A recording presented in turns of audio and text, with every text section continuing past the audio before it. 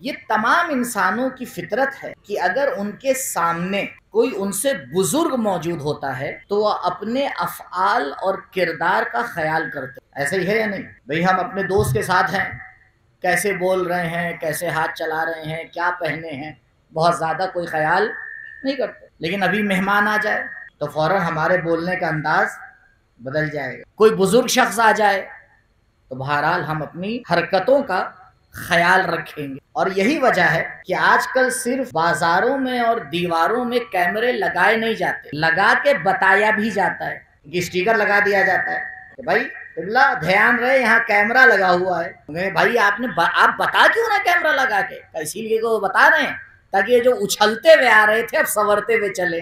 जब तक उस बाउंड्री में दाखिल नहीं हुए थे जो कैमरे की जद में थी, तब तक न चलने के अंदाज का कोई ख्याल था, न हाथों की हरकत का कोई ख्याल था।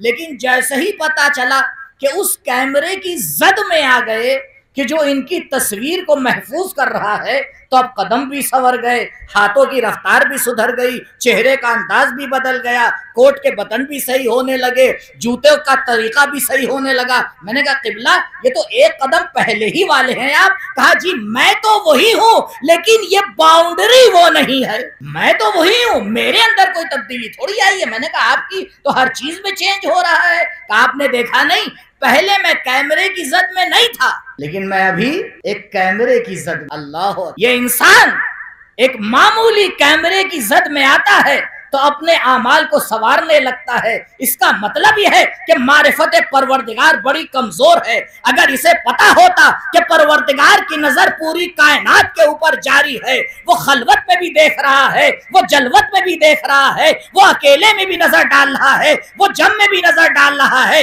अगर इंसान को इसका ख्याल होता, न किसी सिपाही की जरूरत थी, न किसी कैमरे की जरूरत थी, न किसी पुलिस की जरूरत थी। कहा मारिफत परवरदिगार बढ़ती चली जाती है, इंसान का अमल संवरता चला जाता है। अगर इंसान परवरदिगार के हुजूर को समझ, इस बात का एहसास कर ले कि वो जात हमें देखने के लिए किसी आंख की मोहताज